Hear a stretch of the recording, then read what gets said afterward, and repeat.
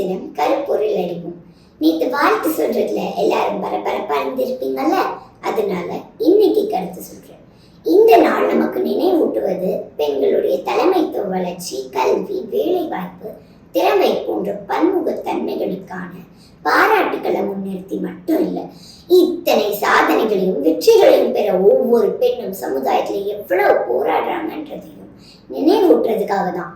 பெண்களுக்கு தேவையான சரியான பாதுகாப்பு அரண் அவங்க வாழ்ற சமுதாயத்துல சக மனிதர்கள்ட்ட இருந்து கிடைச்சா இன்னும் எவ்வளவு சாதிக்கலாம்.